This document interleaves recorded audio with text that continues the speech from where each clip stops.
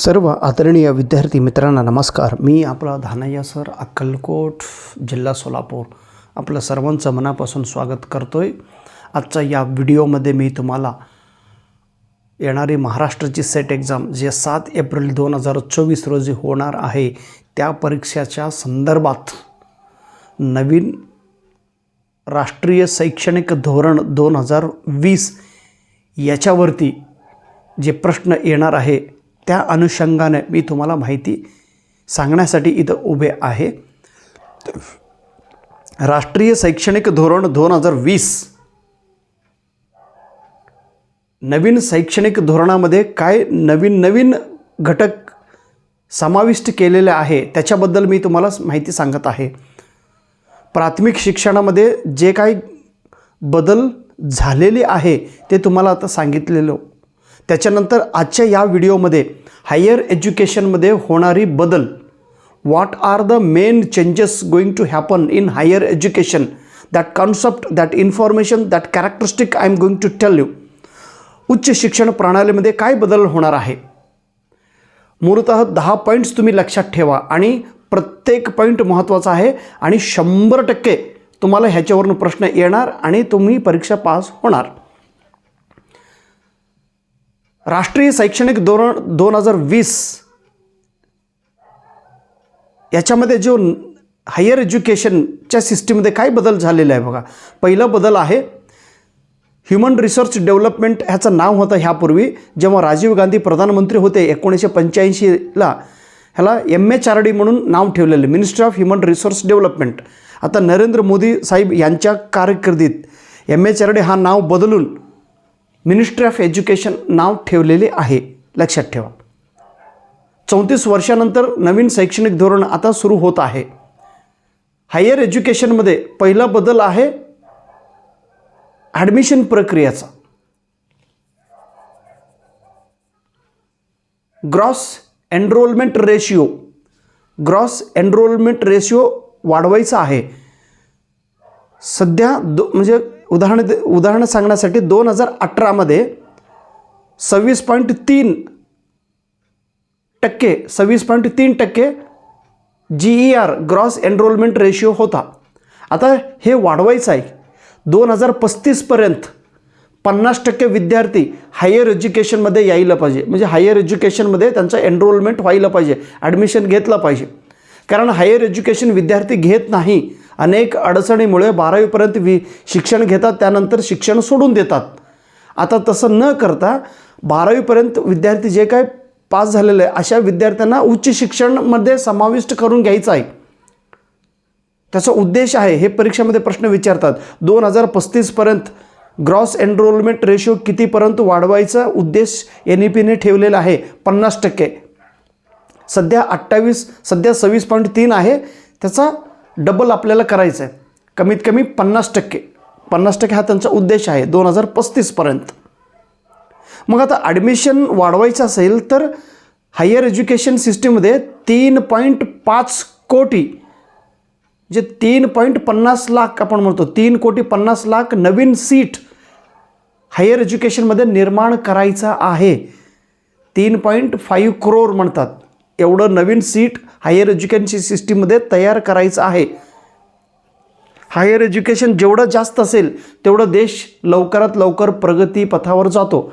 अमेरिकामध्ये, जपानमध्ये किंवा रशियामध्ये का हे प्रगतीपथावर आहे तर तिथं, किंवा चीना, हायर एज्युकेशन तिथलं खूप स्ट्रॉंग आहे. चला, आता दुसरा पॉईंट आहे होलिस्टिक मल्टी डिसिप्लिनरी एज्युकेशन. ह्याच्यासोबत अजून एक नवीन कन्सेप्ट आहे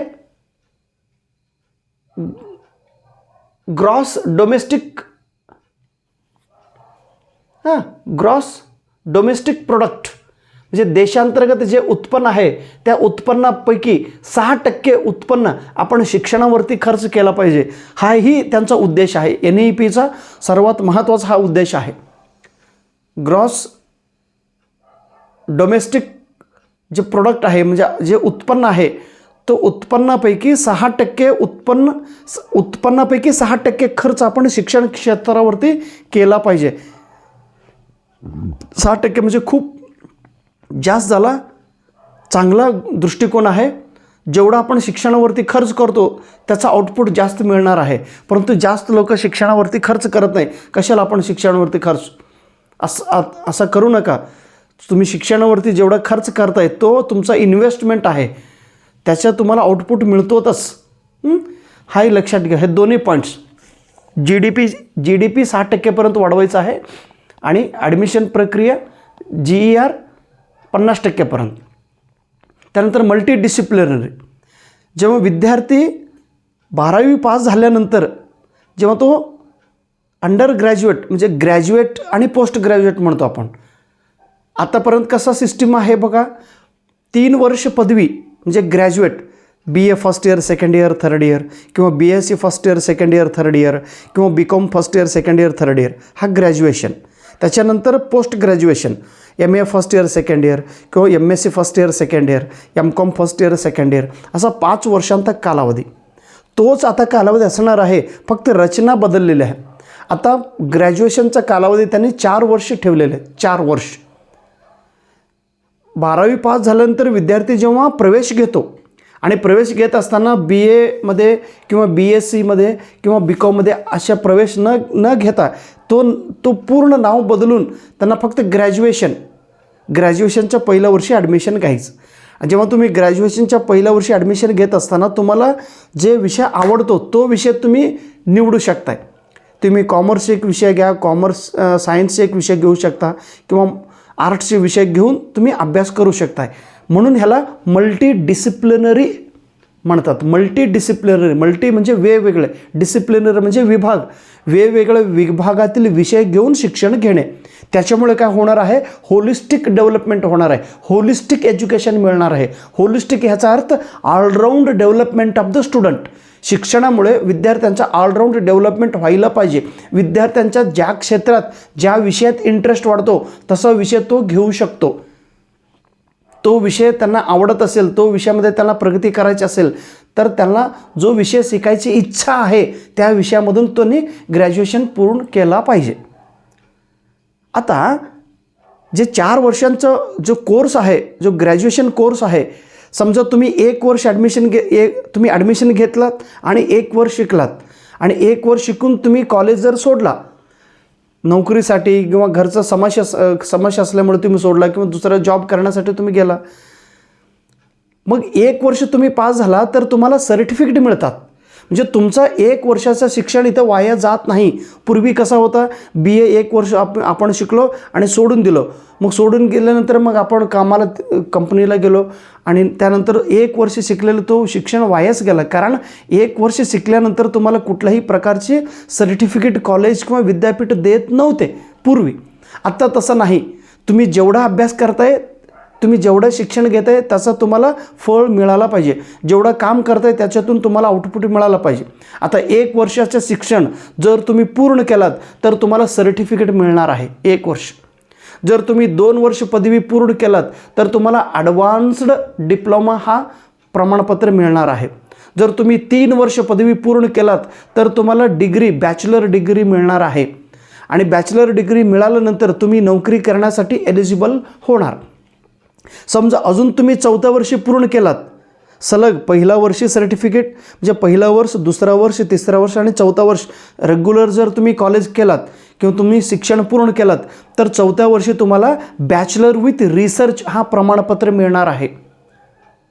जेव्हा तुम्ही 4 वर्षांच्या पदवी पूर्ण केल्यानंतर तुम्हाला जर पोस्ट ग्रॅज्युएट करायचे असेल, आता पोस्ट ग्रॅज्युएटसाठी 2 वर्ष असतो. जेव्हा तुम्ही हा 4 वर्षांच्या पदवी पूर्ण केल्यानंतर पोस्ट ग्रॅज्युएटसाठी फक्त 1 वर्ष, जसं MA 2 वर्षांचं आहे. जर हे 4ही शिक्षण घेतलं तुम्ही 4 वर्षांचं, त्याच्यानंतर फक्त 1 वर्ष पूर्ण केलं तर MA पूर्ण केल्यासारखा, MSc पूर्ण केल्यासारखा, MCom पूर्ण केल्यासारखा. पोस्ट ग्रॅज्युएट आपण पूर्ण करू शकतो 1 वर्ष. जर तुम्ही 3 वर्ष पदवी घेऊन नोकरी करण्यासाठी गेलात किंवा एखाद्या काम करण्यासाठी तुम्ही एलिजिबल असणार आहे, मग तुम्ही 4थं वर्ष जर पूर्ण केलं नसेल, पुन्हा तुम्हाला PG करायचं असेल तर त्यावेळी 4थं वर्ष हे पूर्ण करून मग PG तुम्ही केला पाहिजे. त्यावेळी 2 वर्षांचं PG होणार. हा ह्याच्यातील बदल आहे. समजा तुम्ही 1 वर्ष 2 वर्ष तुम्ही शिकलात आणि त्यानंतर सोडून गेलात, पुन्हा 2-3 वर्षानंतर पुन्हा कॉलेजला येऊन मी पुन्हा ॲडमिशन घेतो सर असं जर तुम्ही म्हणालात, तर तुम्ही जिथं सोडलेले असतात 1 वर्ष शिकून जर सोडलं असेल तर डायरेक्ट दुसऱ्या वर्षी तुम्हाला ॲडमिशन मिळणार. जर डिप्लोमा पूर्ण करून तुम्ही सोडला असेल तर तुम्हाला बॅचलरमध्ये ॲडमिशन मिळणार. बॅचलर सोडून जर तुम्ही सोडला असेल तर रिसर्चमध्ये तुम्हाला ॲडमिशन मिळणार. आणि इथं जे काय तुम्ही समजा हे बॅचलर डिग्री घेत असताना तुम्हाला एखादा विषय आवडलं, समजा तुम्ही मराठी मीडियमचे स्टुडंट आहात, तुम्हाला कन्नड विषय शिकायचे असेल तर तुम्ही कन्नड विषय शिकलात आणि त्या कन्नड विषय शिकल्यानंतर कन्नड विषयाला जे काही गुण मिळाले तुम्हाला, तो क्रेडिट इथं जाऊन बसणार आहे अकॅडमिक बँक ऑफ क्रेडिटमध्ये. तुम्हाला तो एक्स्ट्रा गुण मिळणार आहे, तुम्हाला एक्स्ट्रा स्किलमधून तुम्हाला मिळणार आहे. तुम्हाला जर जापनीज भाषा शिकायची असेल किंवा संस्कृत भाषा शिकायची असेल किंवा तुम्हाला एखादं कौशल्य किंवा तुम्हाला एखादा योगाची शिक्षण तुम्ही एक कोर्स केलात, जर तुम्ही एखादा व्होकेशनल कोर्स केलात तर त्याच्यासाठी जे काही एक्स्ट्रा हे मिळणार आहे गुण, हे अकॅडमिक बँक ऑफ क्रेडिटमध्ये मिळणार आहे. तुम्ही इंजिनिअरिंगच्या स्टुडंट आहात तुम्ही, बरं तुम्हाला संत साहित्य अभ्यास करायचे आहे, मराठी साहित्य अभ्यास करायचे असेल तर तुम्ही मराठी साहित्य अभ्यास करू शकताय. सर असं कसं हो, त्यांनी इंजिनिअरिंगचे स्टुडंट आहे, मराठी साहित्याचा काय संबंध आहे? तसं नाही. जर त्या विद्यार्थ्याला मराठी साहित्य आवडत असेल तर he can choose Marathi literature and study it. फक्त स्टडी करून थांबायचं नाही. तुम्ही स्टडी केल्यानंतर जे काय तुम्ही प्रयत्न केलेला आहे त्याच्यासाठी तुम्हाला स्टडी केल्यानंतर त्याच्यातून तुम्हाला गुण मिळणार आहे, त्याच्यातून तुम्हाला क्रेडिट मिळणार आहे आणि तो क्रेडिट तुमच्या अकॅडमिकच्या सर्टिफिकेटमध्ये इथं जमा होणार. म्हणून ABCचा अर्थ आहे अकॅडमिक बँक ऑफ क्रेडिट. आत्ता तसं संधी नाही. समजा मी कन्नडचा विद्यार्थी आहे, जर मला मराठी लिटरेचर शिकायचे असेल तर नाही, तुम्ही कुठला मीडियमचा आहे किंवा तुम्हाला जे सिलेक्टेड BA जे विषय तुम्ही शिकले तेच विषयामध्ये तुम्ही पूर्ण करा. नाही सर मला केमिस्ट्री आवडतो, मला फिजिक्स आवडतो, मी ते कोर्स करणार आहे. तू BAचा विद्यार्थी आहे, तू बँकिंगचा अभ्यास कसा करणार आहे, तू इंजिनिअरिंगचा अभ्यास कसा करणार आहे, तू दुसऱ्या विषयांचा अभ्यास कसा करणार आहे. आत्तापर्यंत तसा आहे, आता पुढं तसं होणार नाही. तुमचा स्ट्रीम कोणताही असू द्या, तो सगळं स्ट्रीम आता एकत्रित येणार आहे. फक्त त्याला नाव दिलेलं आहे मल्टी डायमेन्शनल एज्युकेशन किंवा मल्टी डिसिप्लिनरी. आता तरी MPhil हा कोर्स पूर्णपणे बंद झालेला आहे. तुम्हाला PG झाल्यानंतर MPhil तुम्ही करू शकत नाही आता. आणि त्यानंतर PhD आहे तसंच ठेवलेलं आहे. 4 वर्षांचा PhD कोर्स तुम्ही पूर्ण करू शकताय. त्याच्यानंतर आहे मेरू म्हणून एक युनिव्हर्सिटी आता स्थापन होणार आहे. मेरूचा अर्थ आहे मल्टी म्हणजे वेगवेगळे, डिसिप्लिनरी म्हणजे वेगवेगळे विभाग, multi disciplinary education and research university. हे परीक्षेमध्ये तुम्हाला प्रश्न विचारतात. What is the full form of Meru? Multi disciplinary education and research university. त्याच्यानंतर NRF नॅशनल रिसर्च फाउंडेशन हा एक नवीन कन्सेप्ट NEPने मांडलेले आहे. नॅशनल रिसर्च फाउंडेशन ह्याचा अर्थ प्रत्येक कॉलेजमध्ये विद्यापीठामध्ये शिकणारे प्राध्यापक लोक किंवा जे रिसर्च स्कॉलर असणार आहे, जे PhD करणारे विद्यार्थी, त्यांना सपोर्ट करण्यासाठी तुम्ही PhD करा. तुमचा PhDचा थेसिस विद्यापीठाला सबमिट करा आणि सबमिट केलेले विषय देशाला, राज्याला, जिल्ह्याला किंवा जगाला त्याच्यातून आउटपुट मिळालं पाहिजे, त्याच्यातून त्यांना फायदा व्हायला पाहिजे. अशी रिसर्चची कामं तुम्ही करा. रिसर्च काम करण्यासाठी आम्ही तुम्हाला मदत करतो, फंडिंग करतो, सपोर्ट करतो. असं एक नवीन संस्था निर्माण होणार आहे. देशात रिसर्चची संस्कृती वाढवण्यासाठी अतिशय चांगल्या पद्धतीने रिसर्च करणाऱ्या विद्यार्थ्यांना सपोर्ट करण्यासाठी NRF स्थापन होणार आहे. त्याच्यासोबत फंडिंगसुद्धा मिळणार आहे विद्यार्थ्यांना. त्यासोबत ISL इंडियन साइन लँग्वेज हा एक नवीन कन्सेप्ट NEPने मांडलेले आहे. जो विद्यार्थी दिव्यांग आहे, त्यांना दिसत नाही, डोळ्याने दिसत नाही, अशा विद्यार्थी शिकण्यासाठी, अशा विद्यार्थ्यांना लँग्वेज समजून घेण्यासाठी हा एक नवीन कन्सेप्ट इंडियन साइन लँग्वेज ह्याच्या सहाय्याने विद्यार्थी वाचन करू शकतो, विद्यार्थी तो कन्सेप्ट समजावून घेऊ शकतो, विद्यार्थी त्यांच्या ज्ञानात वाढ करून घेऊ शकतात. हा इंडियन लँग्वेज, या इंडियन लँग्वेजसाठी एक स्पेसिफिक सायन्स त्यांनी तयार करणार आहे. त्याचा फुल फॉर्म तुम्ही लक्षात ठेवा, इंडियन साइन लँग्वेज ISL. आता त्याच्यानंतर आता जो आपल्या देशात सगळ्यात मोठा बाप माणूस म्हणतात शिक्षण क्षेत्रामध्ये, बाप माणूस कोण आहे तर UGC. सगळ्या शिक्षण क्षेत्राचा हो ते एकदम बॉस आहे. UGC जे सांगतात ते सगळं विद्यापीठ, देशातील सगळं शिक्षण व्यवस्था, सगळे कॉलेजेस ऐकलं पाहिजे, अशी एक मोठी संस्था आहे UGC. आणि जे इंजिनिअरिंग कॉलेजचा म्हणजे बाप माणूस आहे तो AICT, all India council of technical education, AICTC आणि युनिव्हर्सिटी ग्रँट कमिशन. आता हे बंद होणार आहे, त्याला कुलूप ठोपवणार आहे, ते पूर्ण अस्तित्वच बंद होणार आहे. ह्याच्यातून एक गोष्ट आपण लक्षात घ्या, मिरायचं नाही. सगळ्यांना एक दिवस असतो जाण्याचा. एवढा दिवस, एवढं किती हाय लेवलमध्ये असलेले UGC. 1948मध्ये युनिव्हर्सिटी ग्रँट कमिशनने सांगितलेलं की देशात UGC तो तयारी करा, म्हणजे एक एस्टॅब्लिश करा. लंडनमध्ये एक युनिव्हर्सिटी आहे, UGC आहे, तसं आपल्या देशात व्हायला पाहिजे. त्यानंतर 1953मध्ये UGC स्थापना झाली. त्यानंतर 1956मध्ये UGCला पार्लमेंटरी कमिटीमध्ये ॲक्ट तयार करून UGCचा एक अस्तित्व निर्माण झालेलं आहे. एवढं वर्ष म्हणजे मोर दॅन 70 वर्ष दादागिरी केलेला हा UGC आता अस्तंगत होणार आहे. म्हणून प्रत्येकाच्या जीवनात असतो होणारच आहे, लय विनू नका. आता UGCच्या ऐवजी दुसरा नवीन जन्म घेत आहे, त्याचं नाव आहे HECI, higher education commission of India. Higher education commission of India हा एक उच्च शिक्षणमध्ये भारत देशातील सगळ्यात श्रेष्ठ असलेले हा संस्था, शिक्षण क्षेत्राचा नवीन बाप माणूस, नवीन राजा माणूस, नवीन आपण काय म्हणतो पॉवरफुल मॅन, पॉवरफुल संस्था higher education commission of India. Higher education commission of इंडियाचे अध्यक्ष कोण होणार आहे तर भारताचा जो प्रधानमंत्री असतो तो हायर एज्युकेशन कमिशन ऑफ इंडियाचा अध्यक्ष होणार आहे. आणि हे सगळं देशातील शैक्षणिक सगळं कामं ह्याच्याकडे असणार आहे. परंतु सगळं कामं हे बघू शकत नाही, म्हणून ह्यांनी 4 नवीन डिपार्टमेंट तयार केलेलं आहे, नवीन 4 विभाग तयार केलेले आहे, नवीन 4 व्हर्टिकल्स तयार केलेले आहेत. प्रत्येकाने एक काम वाटून दिलेलं आहे की बाबा रे तू हे काम कर, तू बाबा हे काम कर. आता क्रिकेटमध्ये हे तू फक्त बॅटिंग कर रे, तू फक्त बॉलिंग कर, मी फक्त फिल्डिंग करतो.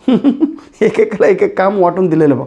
किंवा कंपनीमध्ये हे तू फक्त झाडू मारायचं रे, तू फक्त सेलिंग कर, सगळं डिपार्टमेंट, तू फक्त फोन वगैरे घे, तू काय कर कच्चा माल घेऊन ये, तू तयार कर. प्रत्येकाला एक काम. आता घरी काम असतो ना, आमच्या मॅडम फक्त सगळं स्वयंपाक करायचं, आम्ही सगळं बाहेर तर हिंडायचं, काम करून यायचं. दुसऱ्याला एक आहे तू घरातील जसं एक माणसाला एक काम आपण वाटून दिलेलं असतो. किंवा शाळेतसुद्धा बघा, तुम्ही सांस्कृतिक डिपार्टमेंट सांभाळा, तुम्ही स्पोर्ट्स डिपार्टमेंट सांभाळा.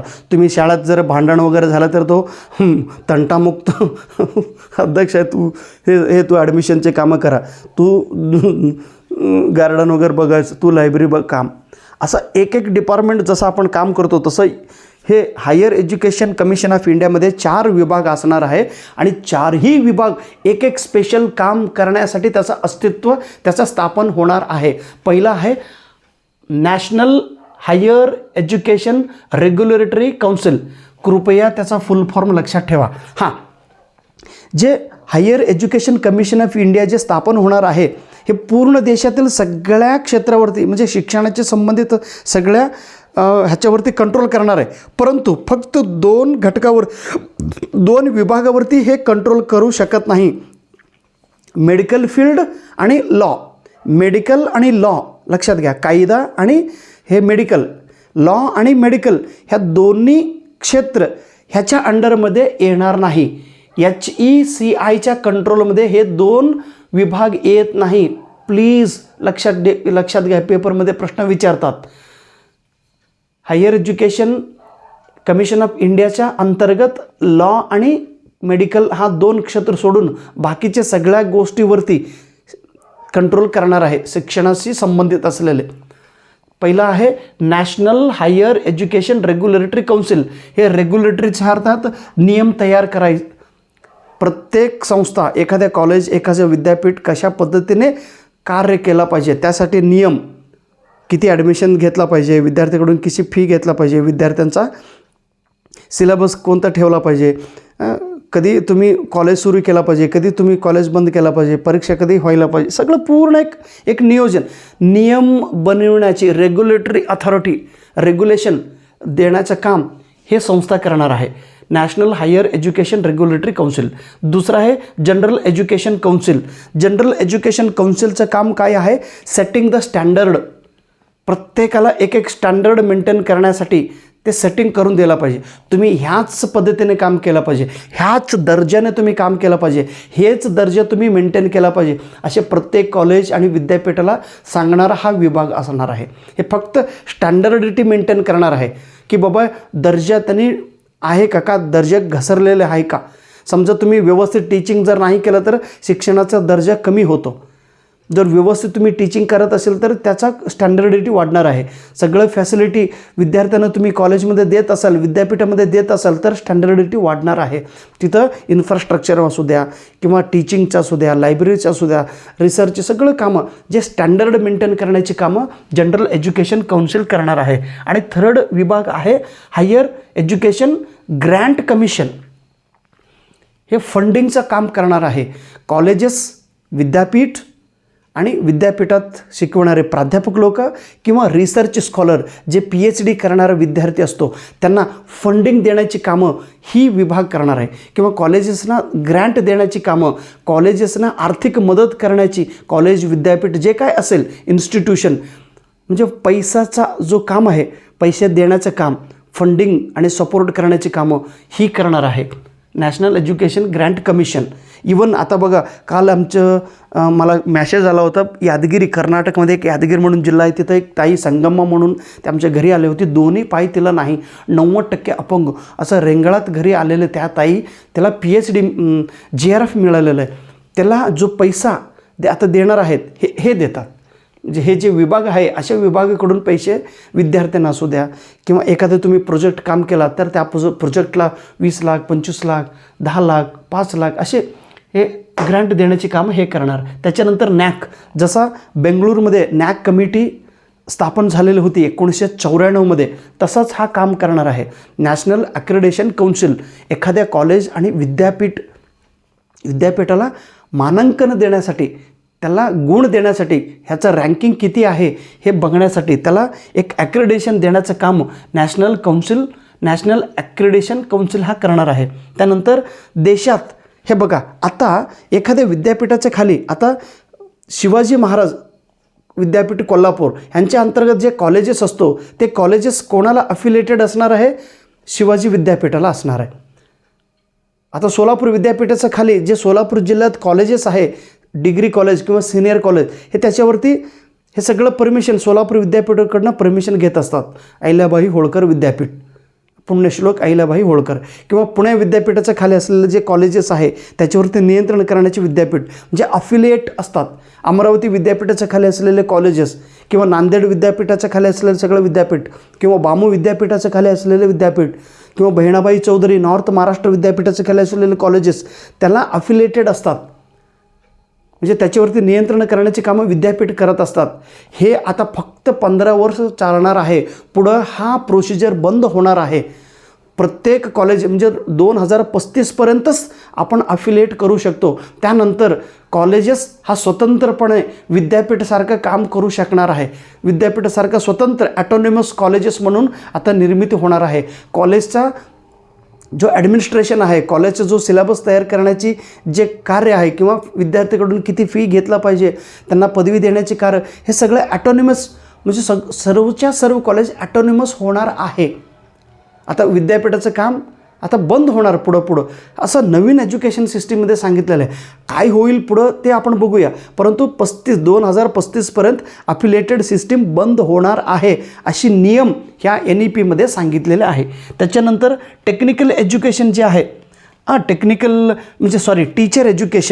टीचर एज्युकेशनला खूप खूप खूप खूप महत्त्व दिलेलं आहे. कारण गुरु हा श्रेष्ठ असतो. ज्या शाळेत किंवा ज्या देशात शिक्षक जर चांगला असेल तर तो देश प्रगतीपथावर जाणार आहे. जर ज्या देशातील शिक्षक जर भोगस असेल तर देशाचा वाटोळा होणार. म्हणून शिक्षकावरती डिपेंड आहे देशांचा प्रगती. म्हणून शिक्षकांना तुम्ही मान द्या, शिक्षकांना तुम्ही क्वालिटी एज्युकेशन द्या. शिक्षकांची जे ट्रेनिंग होणार आहे तो ट्रेनिंग स्टँडर्ड ट्रेनिंग द्या. त्यांचा जो कोर्स आहे BEd कोर्स, म्हणून 2030ला BEd कोर्स हा 4 वर्षांचा होणार आहे. इंटिग्रेटेड BEd म्हणून म्हणतात त्याला. 4 वर्ष. आता आम्ही जेव्हा शिकलो BEd त्यावेळी 1 वर्ष. माझं तर BEd अकलूजला झालेलं आहे. त्यावेळी तर मला मराठी अजिबात बोलता येत नव्हता. असं तसं मला शिकवलेलं सगळं गुरुजन खूप चांगले होते. मला सिंपती सोन हे ते कानडचे आहे, कानडेर आहे, दे त्याला मार्क, म्हणून मला मार्क देऊन BEd पास केले. आता तसं होणार नाही. तर बोलत येच नसेल तर ते ॲडमिशन कॅन्सल करून जा तिकडं खप जा कर्नाटकला, इकडं कशाला रा बॅ. आता असं म्हणालं असतं पण ते गुरु आम्हाला म्हणालं नाही. 1 वर्ष आम्हाला प्रेमानं शिकवून असं तसं करून पास करून दाखवलं. आता 2 वर्षांचं BEd आता सुरू आहे. आताचे विद्यार्थी 2 वर्ष BEd करून मुलांना शिकवतात. आता 2030ला 4 वर्षानंतर शिक्षक पदवी मिळणार आहे. BEd कोर्स पूर्ण होणार आहे. ह्याचा अर्थ क्वालिटी एज्युकेशन मिळणार आहे. आणि BEd पास झाल्यानंतर तुम्हाला TET परीक्षा, टीचर एलिजिबिलिटी टेस्ट किंवा सेंट्रल TET हे परीक्षा उत्तीर्ण व्हायलाच पाहिजे. हे कंपल्सरी केलेले. त्याच्यानंतर CET म्हणजे रोबोस्टिक रिक्रुटमेंट होणार आहे. खूप स्ट्रिक्ट आणि डिसिप्लिन आणि स्किल बेस्ड, ज्यांच्याकडं नॉलेज आहे, ज्यांच्याकडे बुद्धिमत्ता आहे, ज्यांच्याकडे क्षमता आहे, अशा लोकांनाच नोकरी मिळणार. भोगसवाल्यांना नाही मिळणार ह्या नियमामध्ये. म्हणून नॅशनल करिक्युलम फ्रेमवर्क NCF 2021 आता सुरू झालेले आहेत. टीचर एज्युकेशनसाठी एक सिलेबस तयार करण्याची कामं नॅशनल काउन्सिल टीचर एज्युकेशन करणार आहे. कोणाच्या अंडरमध्ये? NCERT national council of education research training यांच्या अंडरमध्ये. त्यानंतर मेंटोरिंग मिशन म्हणजे काय? देशातील प्रत्येक विद्यापीठ आणि कॉलेजेसमध्ये शिकणाऱ्या विद्यार्थ्यांना मार्गदर्शन करण्यासाठी विद्वान लोकांना बोलावून त्यांच्याकडून मार्गदर्शन होणार आहे. विद्वान म्हणतो आपण. ऑलरेडी MOOC या संकल्पनेमध्ये मी विद्वान म्हणजे काय हे सांगितलेले. आता वसुधा कामत मॅडम जे आपलं NEPमध्ये मेंबर म्हणून आहेत, SNDT विद्यापीठाचे ते माजी कुलगुरू, ICTमध्ये ते खूप काम केलेले मॅडम आहेत. अशा मॅडमना बोलावून विद्यार्थ्यांना ICT संदर्भात मार्गदर्शन करायचं.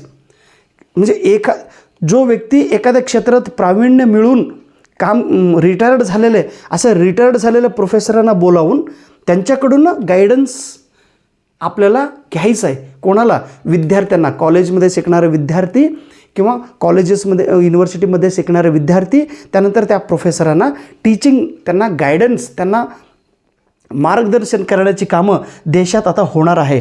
कोणाच्या मार्फत? NMFM national mission for mentoring. त्याच्यानंतर प्रमोशन ऑफ इंडियन लँग्वेज. आता भारत देशात सगळ्यात जास्त भाषा बोलणारे देश म्हणजे आपण भारत देश. इथं अनेक भाषा बोलली जातात. काही भाषा फक्त ओरल आहे. आता जे भाषा भारत सरकारने मान्यता दिलेले जे 22 लँग्वेज आहे त्याच्यासोबत जो अजून कितीतरी भाषा आहेत, हे सगळ्या भाषांना संवर्धन करण्यासाठी, हे भाषांना रक्षण देऊन त्यांचा प्रगती करण्यासाठी हे एक नवीन संस्था आता उभारणार आहे. त्याला IITI म्हणजे Indian institute of translation and interpretation हा एक संस्था सुरू होणार आहे. ह्या संस्थेचे कामं काय माहिती आहे का? समजा आता महाराष्ट्रातील विद्यार्थी कन्नड शिकायचे असेल तर कन्नडचं साहित्य मराठीमध्ये ट्रान्सलेशन करायचं, किंवा मराठी साहित्य कर्नाटकच्या विद्यार्थ्यांनी शिकायचे असेल तर मराठीचा जो ग्रंथ आहे तो कन्नडमध्ये ट्रान्सलेशन करायचं. हे ट्रान्सलेशन करण्यासाठी हे संस्थे काम करणार आहे. आता कर्नाटकातील कितीतरी विद्यार्थी संत साहित्य अभ्यास करायला उत्सुक आहे, परंतु त्यांना मराठी समजत नाही. म्हणून महाराष्ट्रातील संत साहित्य काय आहे, संत तुकाराम कोण आहे हे माहीत नाही त्यांना. मग मराठीतील अभंग कन्नडमध्ये जर ट्रान्सलेशन आपण केलो तरी इथलं लोक वाचन करतात. किंवा महात्मा बसवेश्वर हे काय आहे, महात्मा बसवेश्वरांनी कोणतं कार्य केलेलं आहे, महाराष्ट्रातील जनतेला कळायचं असेल तर कन्नडमध्ये असलेले त्यांचं कार्य, ते कन्नडमध्ये असलेले भाषा साहित्य हे मराठीमध्ये ट्रान्सलेशन केल्यानंतरच महाराष्ट्रातील विद्यार्थ्यांना माहिती होणार आहे. किंवा बंगाली साहित्य कर्नाटकमध्ये शिकायचे असेल, असे भारतातील सगळं लँग्वेज ट्रान्सलेशन करण्याची कामं ही संस्था आता करणार आहे. त्याच्यासोबत संस्कृत या भाषेला पूर्णपणे उच्च दर्जा दिलेले आहेत. जर एखादा विद्यार्थी सिनियर कॉलेजमध्ये अथवा सायन्स कॉलेजमध्ये किंवा आर्ट्स कॉलेजमध्ये किंवा कॉमर्स कॉलेज असं नाव हे सगळं आता बंद होणार. ग्रॅज्युएशन पूर्ण करत असताना किंवा पोस्ट ग्रॅज्युएट शिकत असताना जर संस्कृत भाषा शिकायची असेल तर he should take that subject.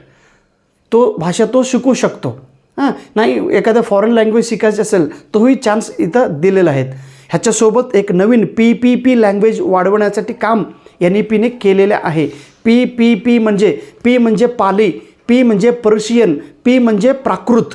हे तिन्ही भाषा संवर्धन करण्यासाठी, हे तिन्ही भाषा रक्षण करण्यासाठी, ह्या तिन्ही भाषा वाढवण्यासाठी भारत सरकारने एक नवीन संस्था सुरू केलेली आहे. National institute for Pali, national institute for Prakrit, national institute for Persian language. खूप श्रेष्ठ भाषा. पर्शियन आणि संस्कृत ह्या दोन्ही भाषाला मारणारे हे मॅकॉले होता. इंग्लंडमधून जेव्हा भारतात आला त्यावेळी संस्कृत आणि पर्शियन ह्या दोन्ही लँग्वेजचा गळा दाबलेला हा माणूस आहे. परंतु पुन्हा नरेंद्र मोदी साहेबांनी ह्यांना एक काय दिलेलं आहे किंवा आता जे सरकार आहे ह्या सरकारने ह्या तिन्ही भाषाला सपोर्ट केलेलं आहे. के कस्तुरीरंगन साहेब यांच्या नेतृत्वाखाली हे तिन्ही भाषेला आता सपोर्ट केलेले आहेत. लक्षात ठेवा. त्यानंतर टेक्नॉलॉजी इन एज्युकेशन.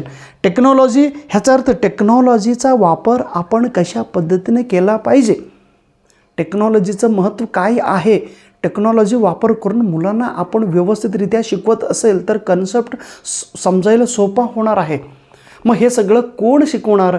समजा आता बघा, मलाही मी फक्त व्हिडिओ तयार करीत आहे आणि आहे तसा व्हिडिओ मी अपलोड करतो. मला अजूनही व्हिडिओ एडिटिंग मला येईना झालं. मी खूप जणांना विचारतो तुम्ही हे घ्या ते घ्या तुम्ही शिका असं म्हणा लागले, परंतु ते मला कळेना झाले. काही लोकांचं व्हिडिओ किती स्टँडर्ड असतात बघा. सगळं इकडं शिकत असताना इकडं डायरेक्ट तो चित्र येतो, इकडं शिकवत असताना मागून काहीतरी एक अक्षर येतो. किती डिझाईन करतात. त्याला टेक्नॉलॉजीचं ज्ञान. आता टेक्नॉलॉजीचा वापर कसा केला पाहिजे किंवा शिक्षकांना टेक्नॉलॉजीचं ज्ञान देण्यासाठी किंवा टेक्नॉलॉजीचं एक्सचेंज करण्यासाठी हा एक कमिटी, हा एक संस्था आता काम करणार आहे. ह्याला NETF असे म्हणतात. National educational technology forum. National educational technology forum हे संस्था आता काम करणार आहे. त्याच्यासोबत सध्या देशातील ॲडल्ट एज्युकेशन आणि यूथ एज्युकेशन 100% पूर्ण व्हायला पाहिजेच हा उद्देश ठेवून NEPने कार्य आता करणार आहे. ॲडल्ट एज्युकेशन म्हणतात जे प्रौढ शिक्षण 100% व्हायला पाहिजे. तरुण लोकांना शिक्षण म्हणजे वाचणं लिहिणं यायला पाहिजे, त्यांना 100% शिक्षण पूर्ण व्हायला पाहिजे या लोकांचा हा उद्देश त्याच्यामध्ये ठेवलेला आहे. त्याच्यासोबत आता सध्या कॉलेजेसमध्ये 30 स्पेशली स्कूलमध्ये 30 विद्यार्थ्यांना एक शिक्षक असायला पाहिजे. हा एक नवीन रूल्स त्यांनी केलेला आहे. किंवा ग्रामीण भागात किंवा डिसॲडव्हान्टेज एरियामध्ये किंवा बॅकवर्ड एरियामध्ये 25 विद्यार्थीला एक शिक्षक असायला पाहिजे असे एक धोरण त्यांनी ठेवलेलं आहे. आत्तापर्यंत मला जेवढं समजलेले आहे तेवढं माहिती मी तुम्हाला दिलेलं आहे. दिलेलं प्रत्येक पॉईंट महत्त्वाचा आहे. कृपया तुम्ही तुमच्या नोटबुकमध्ये खूप व्यवस्थित लिहा.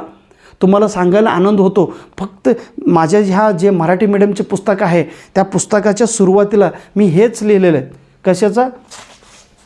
हे नवीन शैक्षणिक धोरणाबद्दल माहिती लिहिलेलं आहे. माझं हा जो मराठी मीडियमचं पुस्तक आहे ह्याच्यामध्ये मी दिलेलं आहे, सगळं माहिती दिलेलं आहे. मला खूप आनंद होतो की हे जे सुरुवातीला मी नवीन शैक्षणिक धोरणाबद्दल माहिती लिहिलं होतं हे एवढंच 3 पेजेस वाचन करून आमचे एक मित्र आहेत कबाडे सर म्हणून आहेत, त्यांना दिल्लीमध्ये नोकरी मिळालेल्या आहेत. त्यांनी जेव्हा इंटरव्ह्यूला गेलेत दिल्लीला NCERTमध्ये त्यांना नवीन एज्युकेशन पॉलिसीबद्दल प्रश्न विचारलेत. प्रत्येक प्रश्नांचं उत्तर त्यांनी दिलेलं आहेत.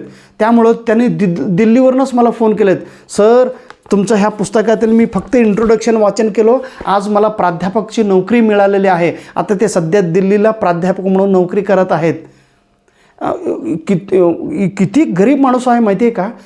कबाडे सर म्हणून त्यांनी एका कॉलेजमध्ये 8 वर्षे काम केलेत, परंतु त्यांना पैसे मागितलेत. तू पैसे दिले तर तुला मी परमनंट करतो म्हणून एक संस्थेने त्यांना हकललेत बाहेर.